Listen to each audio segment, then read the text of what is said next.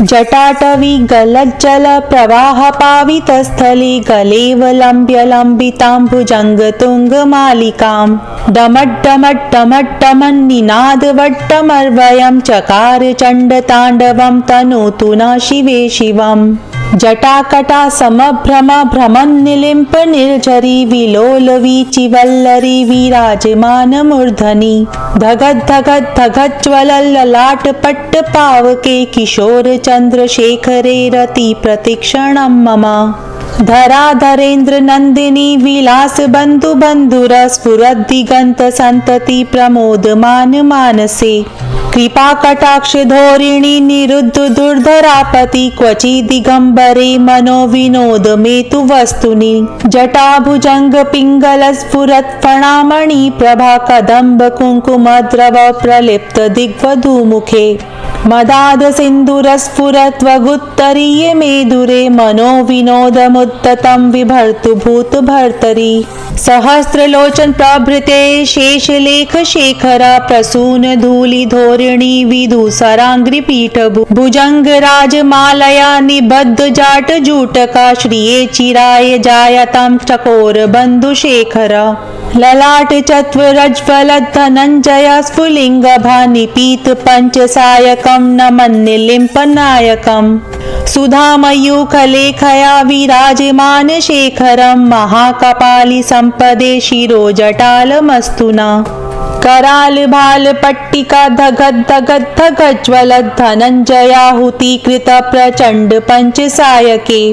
धराधरेन्द्र नन्दिनी कुचाग्र चित्र पत्रक प्रकल्पनेक शिल्पिणी त्रिलोचने रतिर्ममम् नवीन मेघ मंडली निरुद्धुरद्धर स्फुरत् कहू निशीथिनी तमहा प्रबंध बद्ध कंधरा निलिम्प निर्झरी धरस्तनोतु कृति सिंधुरा कला निदान बंधुरा श्रियं जगद्धुरंधरा प्रफुल्ल नील पंकज प्रपंच कालिम प्रभावलंबी कंठ कंदली रुचि प्रबद्ध कंधरम स्मरच्छिदं पुरच्छिदं भवच्छिदं मखच्छिदं गजच्छिदान्त कच्छिदं तमन्त कच्छिदं भजे अखर्व सर्व मंगला कला कदम्ब मंजरी रस प्रवाह माधुरी वृजंभणा मधुव्रतम स्मरांतिकं पुरांतिकं भवांतिकं मखांतिकं गजांतिकांतकांतकं तमंतकांतकं भजे जयत्वदभ्र विभ्रम भ्रमद्भुजंगमश्वसद् विनिर्गमत् क्रम स्फुरत् कराल भाव हव्यवाट धिमिद् धिमिद् धिमिध्वन मृदंग तुंग मंगल ध्वनिकरं प्रवर्तित प्रचंड तांडव शिव दृशद् विचित्र तल्पयो भुजंग मौक्तिक स्रजोर्गरिष्ठरतन लोष्ठयो सुहृद् विपक्ष पक्षयो तृणारविंद चक्षुषो प्रजामही महेन्द्रयो समं पवर्तयन् मना कदा सदा शिवं भजे कदा निलिम्प निर्झरी निकुंज कोटरे वसन् विमुक्त दुर्मति सदा शिरस्त मंजलिं वहन् विमुक्त लोल लोचनो ललाम भाल लग्नका शिवेति मंत्रमुच्चरन् कदा सुखी भवाम्यहम् इदं हि नित्यमेव मुक्तमुत्तमोत्तमस्तवं पठन् स्मरन् ब्रुवन् नरो विशुद्धमेति सन्ततम् हरे गुरो सुभक्तिमाशु याति नान्यथा गतिं विमोहनं हि देहिनां सुशङ्करस्य चिन्तनं पूजावसान समये दशवक्त्र गीतं या शम्भु पूजन परम पठति प्रदोषे तस्य स्थिरां रथ गजेन्द्र तुरंग युक्तां लक्ष्मी सदैव सुमुखी प्रददाति शंभो जटाटवी गलज्जल प्रवाह पावितस्थले गलेवलम्ब्य लम्बिताम्बुजङ्गतुङ्गमालिकां डमड्डमड्डमड्डमन्निनादवट्टमर्वयं चकार चण्डताण्डवं तनोतु न शिवे शिवम् जटाकटा समभ्रम भ्रमन्निलिम्प निर्झरी विलोलवीचिवल्लरी विराजमानमूर्धनि धगद् धगद् धगज्ज्वलल्ललाटपट्ट पावके किशोर चन्द्रशेखरे रति प्रतिक्षणं मम धराधरेन्द्र नन्दिनी विलास बन्धु बन्धुर स्फुरद्दिगन्त सन्तति प्रमोदमान मानसे कृपा कटाक्ष धोरिणी निरुद्ध दुर्धरापति क्वचि दिगंबरे मनो विनोद मेतु वस्तुनि जटाभुजंग पिंगल स्फुरत् फणामणि प्रभा कदंब कुंकुम द्रव प्रलिप्त दिग्वधूमुखे मदाद सिंधुर स्फुरत् वगुत्तरीये मेदुरे मनो विनोदमुत्ततं विभर्तु भूत भर्तरि सहस्रलोचन प्रभृते शेषलेख शेखरा प्रसून धूलि धोरिणी विदुसरांग्रि पीठ भुजंग राजमालया निबद्ध जाट जूटका श्रिये चिराय जायतां चकोर बंधु शेखरा ललाट चत्वरज्वल धनंजय स्फुलिंग भानिपीत पंचसायकं नमन्निलिम्पनायकम् सुधामयूखलेखया विराजमान शेखरं महाकपालि संपदे शिरोजटालमस्तुना कराल भाल पट्टिका धगद् धगद् धगज्ज्वलद् धनञ्जयाहुतिकृत प्रचण्ड पंचसायके धराधरेन्द्र नन्दिनी कुचाग्र चित्र पत्रक प्रकल्पनेक शिल्पिणी त्रिलोचने रतिर्ममम् नवीन मेघ मंडली निरुद्धुरद्धर स्फुरत् कहू निशीथिनी तमहा प्रबंध बद्ध कंधरा निलिम्प निर्झरी धरस्तनोतु कृति सिंधुरा कला निदान बंधुरा श्रियं जगद्धुरंधरा प्रफुल्ल नील पंकज प्रपंच कालिम प्रभावलंबी कंठ कंदली रुचि प्रबद्ध कंधरम स्मरच्छिदं पुरच्छिदं भवच्छिदं मखच्छिदं गजच्छिदान्त कच्छिदं तमन्त कच्छिदं भजे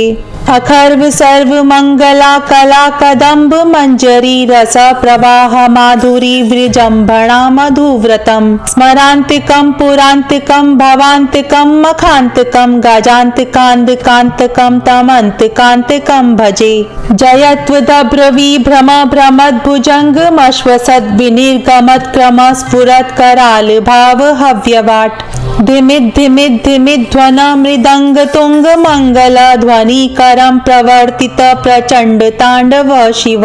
दृशद् विचित्र तल्पयो भुजंग मौक्तिक स्रजोर गरिष्ठ रतन लोष्ठयो सुहृद् विपक्ष पक्षयो तृणारविंद चक्षुषो प्रजामहि महेन्द्रयो समं पवर्तयन् मना कदा सदा शिवं भजे कदा निलिम्प निर्झरी निकुंज कोटरे वसन् विमुक्त दुर्मति सदा शिरस्त मंजलिं वहन् विमुक्त लोल लोचनो ललाम भाल लग्नका शिवेति मंत्रमुच्चरन् कदा सुखी भवाम्यहम् इदं हि नित्यमेव मुक्तमुत्तमोत्तमस्तवं पठन् स्मरन् ब्रुवन् नरो विशुद्धमेति सन्ततम् हरे गुरो सुभक्तिमाशु याति नान्यथा गतिं विमोहनं हि देहिनां सुशङ्करस्य चिन्तनं पूजावसान समये दशवक्त्र गीतं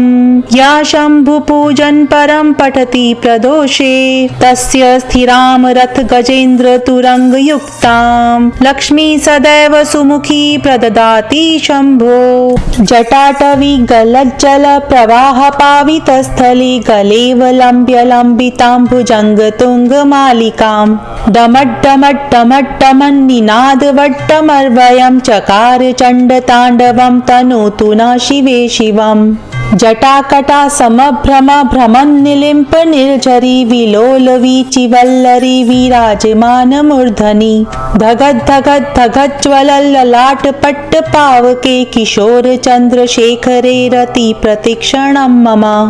धराधरेन्द्र नन्दिनी विलास बन्धु बन्धुर स्फुरद्दिगन्त सन्तति प्रमोदमान मानसे कृपा कटाक्ष धोरिणी निरुद्ध दुर्धरापति क्वचि दिगंबरे मनो विनोद मेतु वस्तुनि जटाभुजंग पिंगल स्फुरत् फणामणि प्रभा कदंब कुंकुम द्रव प्रलिप्त दिग्वधूमुखे मदाद सिंधुर स्फुरत् वगुत्तरीये मेदुरे मनो विनोदमुत्ततं विभर्तु भूत भर्तरि सहस्रलोचन प्रभृते शेषलेख शेखरा प्रसून धूलि धोरिणी विदुसरांग्रि पीठ भुजंग राजमालया निबद्ध जाट जूटका श्रिये चिराय जायतां चकोर बंधु शेखरा ललाट चत्वरज्वलद्धनञ्जय स्फुलिङ्गभानिपीत पञ्चसायकं नमन्निलिम्पनायकम् सुधामयूखलेखया विराजमान शेखरं महाकपालि सम्पदे शिरोजटालमस्तु न कराल भाल पट्टिका धगद् धगद् धगज्ज्वलद्धनञ्जयाहुतीकृत प्रचण्ड पञ्चसायके धराधरेन्द्र नन्दिनी कुचाग्र चित्रपत्रक प्रकल्पनेक शिल्पिणी त्रिलोचने रतिर्ममम् नवीन मेघमण्डली निरुद्धुरद्धरस्फुरत् कहू निशीथिनी तमः प्रबन्ध बद्ध कंधरा निलिम्प निर्झरीधरस्तनोतु कृति सिन्धुरा कलानिधान बन्धुरा श्रियं जगद्धुरन्धरा प्रफुल्ल नील पंकज प्रपंच कालिमप्रभावलम्बि कंठ कंदली रुचि प्रबद्ध कंधरम् स्मरच्छिदं पुरच्छिदं भवच्छिदं मखच्छिदं गजच्छिदान्त कच्छिदं तमन्त कच्छिदं भजे अखर्व सर्व मंगला कला कदम्ब मंजरी रस प्रवाह माधुरी विजृंभणा मधुव्रतम स्मरांतिकं पुरांतिकं भवांतिकं मखांतिकं गजांतिकांतकांतकं तमंतकांतकं भजे जयत्वदभ्र विभ्रम भ्रमद्भुजंगमश्वसद् विनिर्गमत् क्रम स्फुरत् कराल भाव हव्यवाट धिमिद् धिमिद् धिमिध्वन मृदंग तुंग मंगल ध्वनिकरं प्रवर्तित प्रचंड तांडव शिव दृशद् विचित्र तल्पयो भुजंग मौक्तिक स्रजोर्गरिष्ठ रतन लोष्ठयो सुहृद् विपक्ष पक्षयो तृणारविंद चक्षुषो प्रजामही महेन्द्रयो समं पवर्तयन् मना कदा सदा शिवं भजे कदा निलिम्प निर्झरी निकुंज कोटरे वसन् विमुक्त दुर्मति सदा शिरस्त मंजलिं वहन् विमुक्त लोल लोचनो ललाम भाल लग्नका शिवेति मंत्रमुच्चरन् कदा सुखी भवाम्यहम् इदं हि नित्यमेव मुक्तमुत्तमोत्तमस्तवं पठन् स्मरन् ब्रुवन् नरो विशुद्धमेति सन्ततम् हरे गुरो सुभक्तिमाशु याति नान्यथा गतिं विमोहनं हि देहिनां सुशङ्करस्य चिन्तनं पूजावसान समये दशवक्त्र गीतं या शम्भु पूजन परम पठति प्रदोषे तस्य स्थिरां रथ गजेन्द्र तुरंग युक्तां लक्ष्मी सदैव सुमुखी प्रददाति शंभो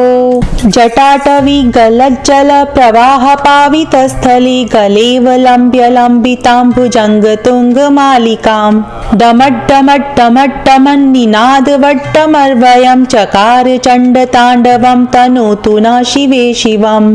जटाकटा समभ्रम भ्रमन्निलिम्प निर्झरी विलोल वीचिवल्लरी विराजमान मूर्धनि धगद् धगद् धगज्ज्वलल्ललाट पट्ट पावके किशोर चन्द्रशेखरे रति प्रतीक्षणं मम धराधरेन्द्र नंदिनी विलास बंधु बंधुर स्फुरद्दिगंत संतति प्रमोदमान मानसे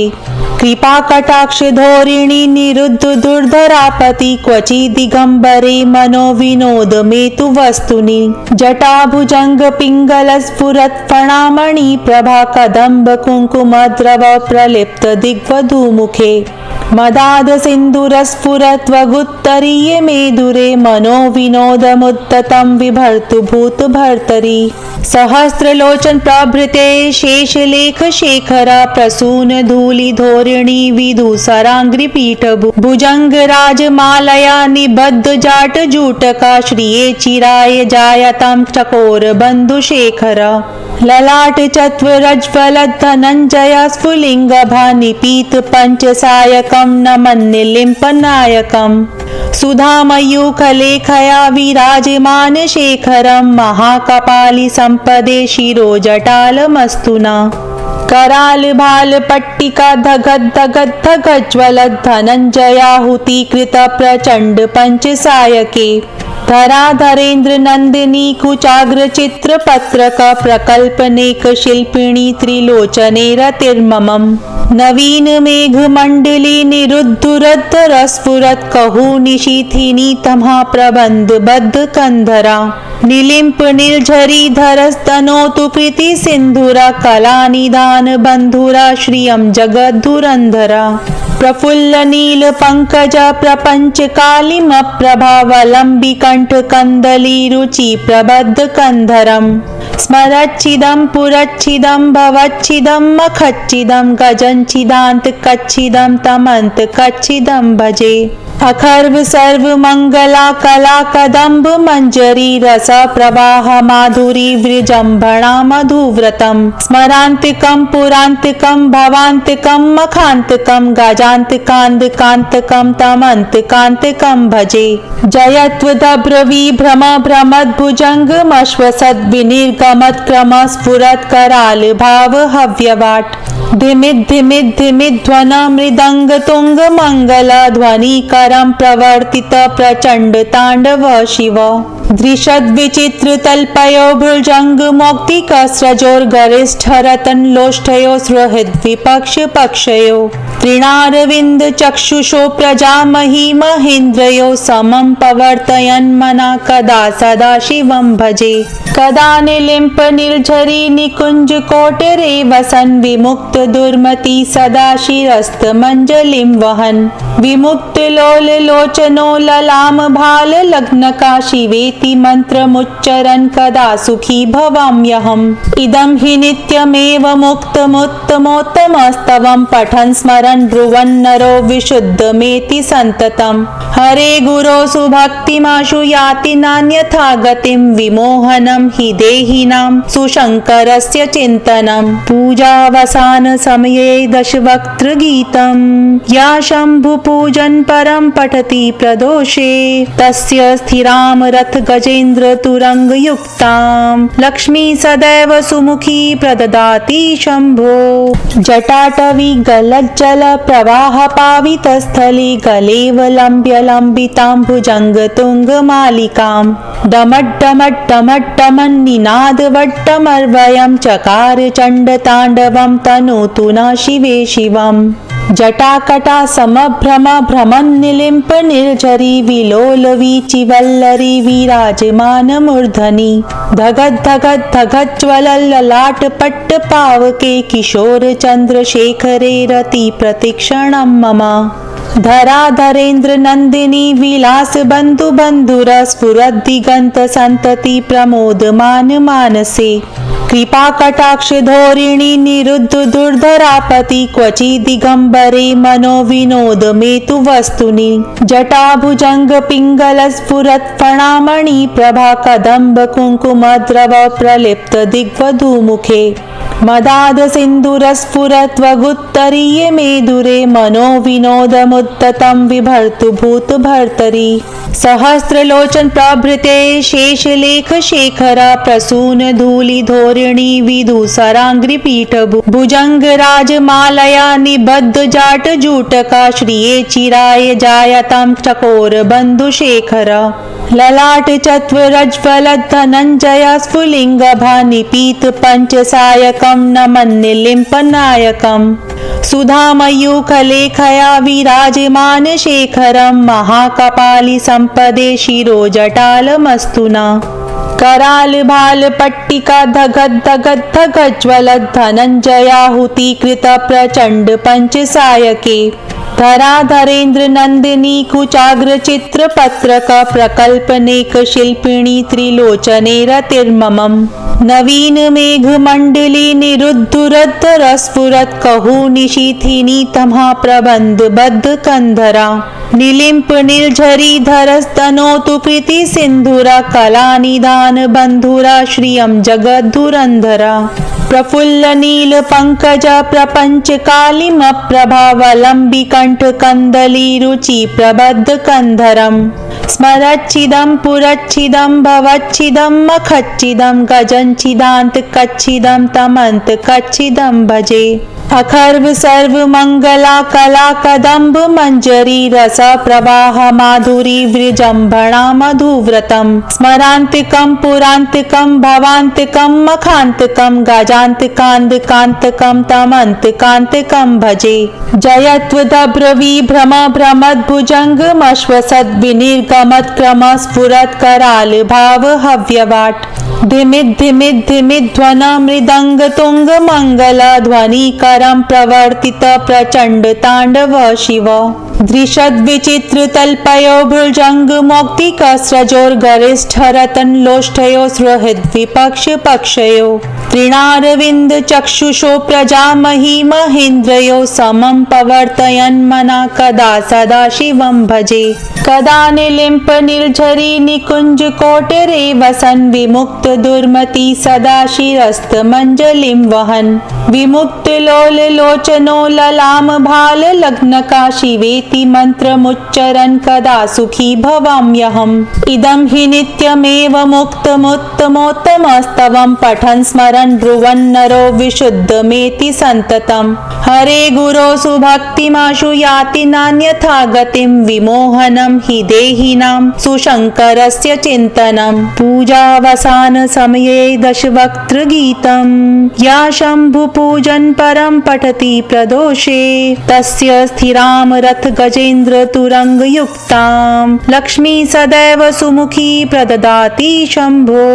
जटाटवी गलज्जल प्रवाह पावित स्थले गलेव लंब्य लंबितां भुजंग तुंग मालिकां डमट डमट डमट डमन निनाद वट्टमर्वयं चकार चंड तांडवं तनोतु न शिवे शिवम् जटाकटा समभ्रम भ्रमन् निलिम्प निर्झरी विलोल वीचिवल्लरी विराजमान मूर्धनि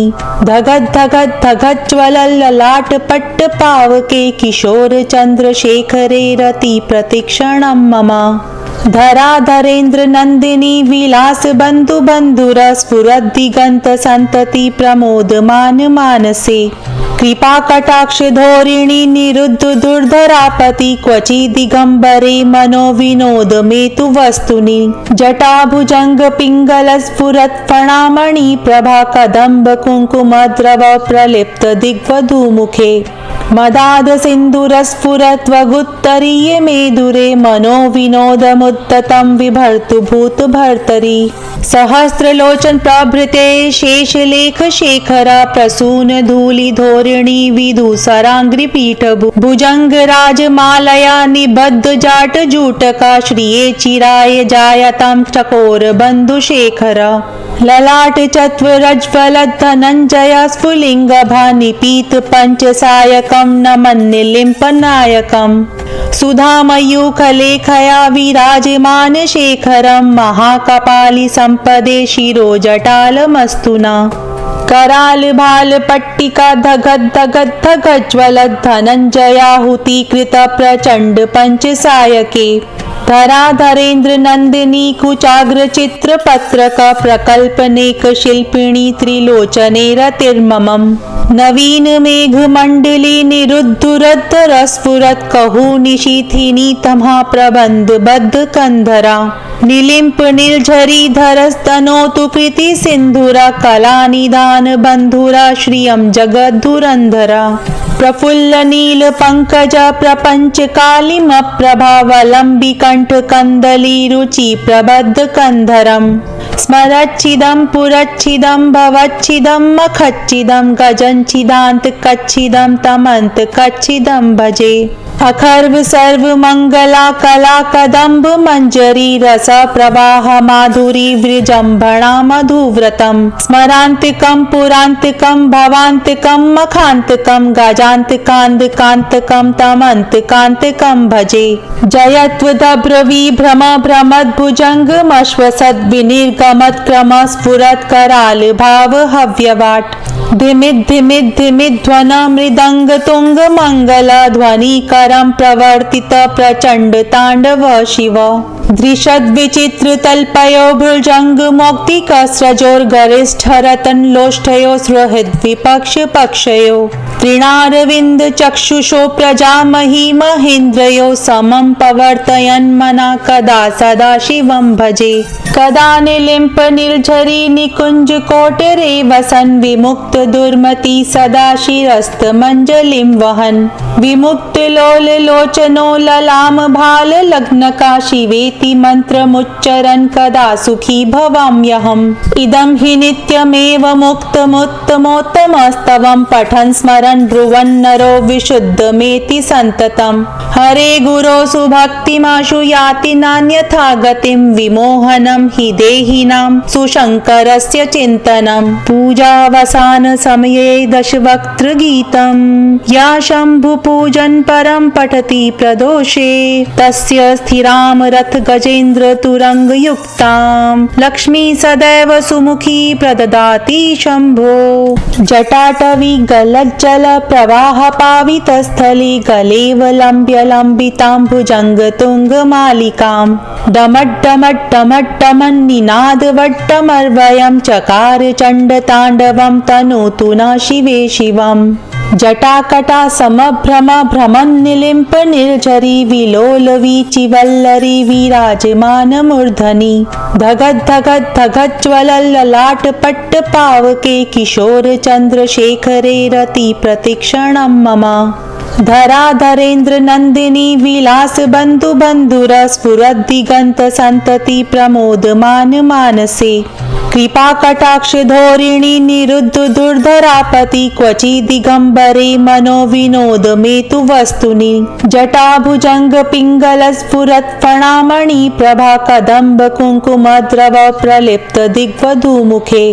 मदाद सिंधुर स्फुरत् वगुत्तरीय मेदुरे मनो विनोदमुत्ततं विभर्तु भूत भर्तरि सहस्रलोचन प्रभृते शेषलेख शेखर प्रसून धूलि धोरिणी विदुसरांग्रि पीठ भुजंग राजमालया निबद्ध जाट जूटका श्रिये चिराय जायतां चकोर बंधु शेखर ललाट चत्वरज्वल धनंजय स्फुलिंग भानिपीत पंचसायकं नमन्निलिम्पनायकम् सुधामयूखलेखया विराजमान शेखरं महाकपालि संपदे शिरोजटालमस्तुना कराल भाल पट्टिका धगज्ज्वल धनंजयाहुतिकृत प्रचंड पंचसायके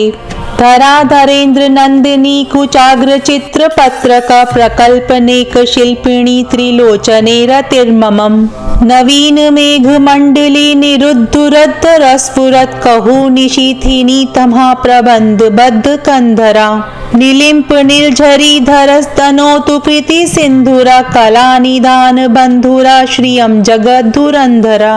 प्रफुल्ल नील पंकज प्रपंच कालिम प्रभावलंबी कंठ कंदली रुचि प्रबद्ध कंधरम स्मरच्छिदं पुरच्छिदं भवच्छिदं मखच्छिदं गजच्छिदान्त कच्छिदं तमन्त कच्छिदं भजे अखर्व सर्व मंगला कला कदम्ब मंजरी रस प्रवाह माधुरी विजृंभणा मधुव्रतम स्मरांतिकं पुरांतिकं भवांतिकं मखांतिकं गजांतिकांतकांतकं तमंतकांतिकं भजे जयत्वदभ्र विभ्रम भ्रमद्भुजंग मश्वसद् विनिर्गमत्क्रम स्फुरत् कराल भाव हव्यवाट् धिमिद् मृदंग तुंग मंगल ध्वनिकरं प्रवर्तित प्रचंड तांडव शिव दृशद् विचित्र तल्पयो भुजंग मौक्तिकस्रजोर्गरिष्ठरतन लोष्ठयो सुहृद्विपक्ष पक्षयो तृणारविंद चक्षुषो प्रजामहि महेन्द्रयो समं पवर्तयन् मना कदा सदा शिवं भजे कदा निलिम्प निर्झरी निकुंज कोटरे वसन् विमुक्त दुर्मति सदा शिरस्तमञ्जलिं वहन् विमुक्तलोललोचनो ललाम भाल लग्नका शिवेति मन्त्रमुच्चरन् कदा सुखी भवाम्यहम् इदं हि नित्यमेव मुक्तमुत्तमोत्तमस्तवं पठन् स्मरन् ब्रुवन् नरो विशुद्धमेति सन्ततं हरे गुरो सुभक्तिमाशु याति नान्यथा गतिं विमोहनं हि देहिनां सुशङ्करस्य चिन्तनं पूजावसान समये दशवक्त्रगीतं या शम्भुपूजन् परं पठति प्रदोषे तस्य स्थिरां रथ गजेन्द्र तुरङ्गयुक्तां लक्ष्मी सदैव सुमुखी प्रददाति शम्भो जटाटवी गलज्जल प्रवाह पावितस्थले गलेवलम्ब्य लम्बितां भुजङ्गतुङ्गमालिकां डमड्डमड्डमड्डमन्निनादवट्टमर्वयं चकार चण्डताण्डवं तनोतु न शिवे शिवम् जटाकटा समभ्रम भ्रमन्निलिम्प निर्झरी विलोलवीचिवल्लरी विराजमानमूर्धनि धगद्धगद्धगज्ज्वलल्ललाटपट्ट पावके किशोर चन्द्रशेखरे रति प्रतिक्षणं मम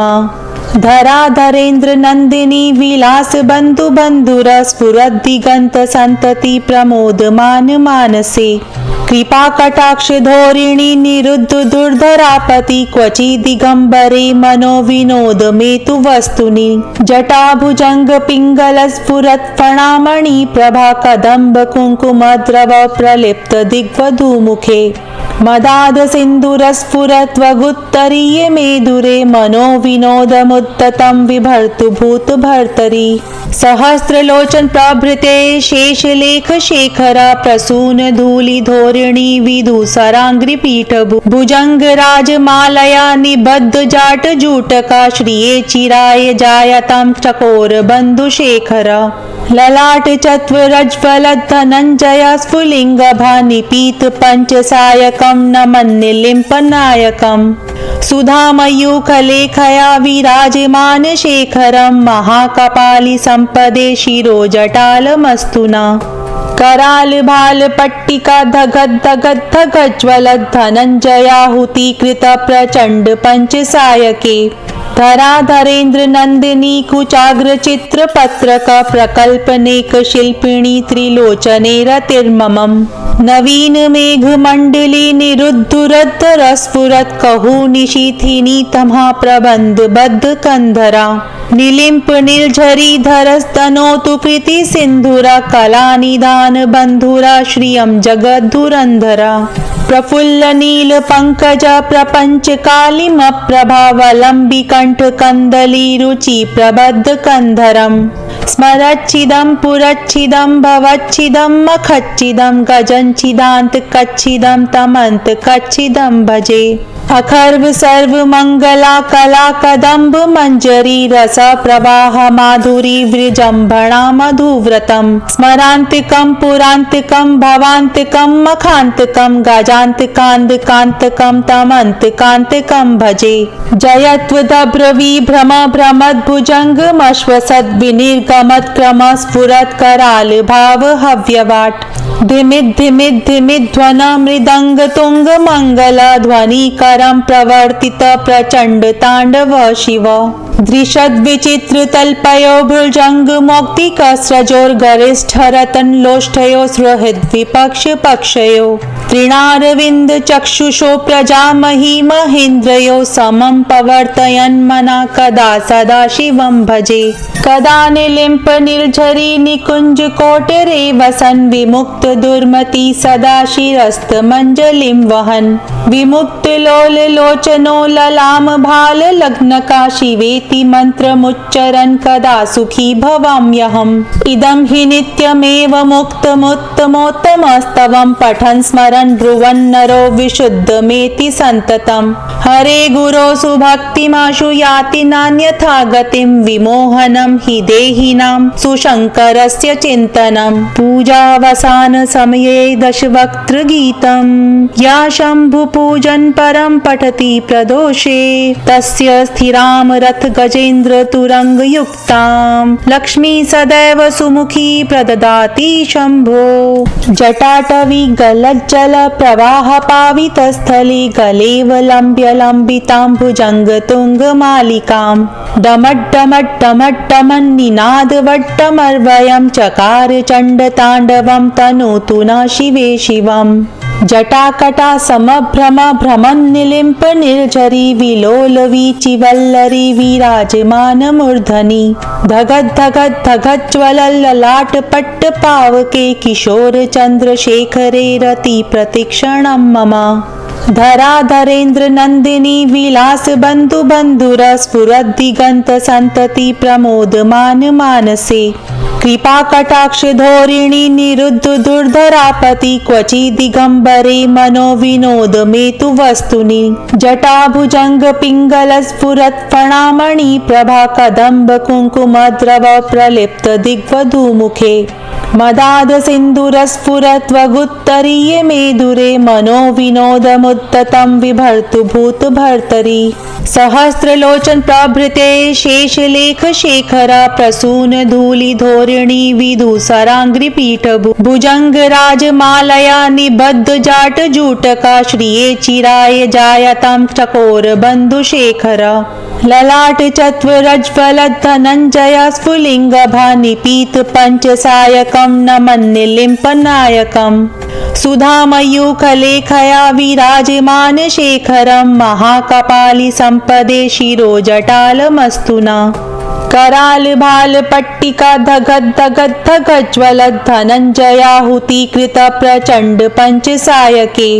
धराधरेन्द्र नंदिनी कुचाग्र चित्र पत्रक प्रकल्पनेक शिल्पिणी त्रिलोचने रतिर्ममम् नवीन मेघ मंडली निरुद्धुरद्धर स्फुरत् कहू निशीथिनी तमः प्रबंध बद्ध कंधरा निलिम्प निर्झरी धरस्तनोतु कृति सिंधुरा कला निदान बंधुरा श्रियं जगद्धुरंधरा प्रफुल्ल नील पंकज प्रपंच कालिम प्रभावलंबी कंठ कंदली रुचि प्रबद्ध कंधरम स्मरच्छिदं पुरच्छिदं भवच्छिदं मखच्छिदं गजच्छिदान्त कच्छिदं तमन्त कच्छिदं भजे अखर्व सर्व मंगला कला कदम्ब मंजरी रस प्रवाह माधुरी वृजंभणा मधुव्रतम स्मरांतिकं पुरांतिकं भवांतिकं मखांतिकं गजांतिकांतकांतकं तमंतकांतकं भजे जयत्वदभ्र विभ्रम भ्रमद्भुजंगमश्वसद् विनिर्गमत् क्रम स्फुरत् कराल भाव हव्यवाट् धिमिद् धिमिद् धिमिध्वन मृदंग तुंग मंगल ध्वनिकरं प्रवर्तित प्रचंड तांडव शिव दृशद् विचित्र तल्पयो भुजंग मौक्तिकस्रजोर् गरिष्ठरतन लोष्ठयो सुहृद् विपक्ष पक्षयो तृणारविंद चक्षुषो प्रजामहि महेन्द्रयो समं पवर्तयन् मना कदा सदा शिवं भजे कदा निलिम्प निर्झरी निकुंज कोटरे वसन् विमुक्त दुर्मति सदा शिरस्त मंजलिं वहन् विमुक्त लोल लोचनो ललाम भाल लग्नका शिवेति मंत्रमुच्चरन् कदा सुखी भवाम्यहम् इदं हि नित्यमेव मुक्तमुत्तमोत्तमस्तवं पठन् स्मरन् ब्रुवन् नरो विशुद्धमेति सन्ततम् हरे गुरो सुभक्तिमाशु याति नान्यथा गतिं विमोहनं हि देहिनां सुशङ्करस्य चिन्तनं पूजावसान समये दशवक्त्र गीतं या शम्भु पूजन परं पठति प्रदोषे तस्य स्थिरां रथ गजेन्द्र तुरंग युक्तां लक्ष्मी सदैव सुमुखी प्रददाति शम्भो। इति रावण कृतं श्री शिव तांडव स्तोत्रम संपूर्णम्।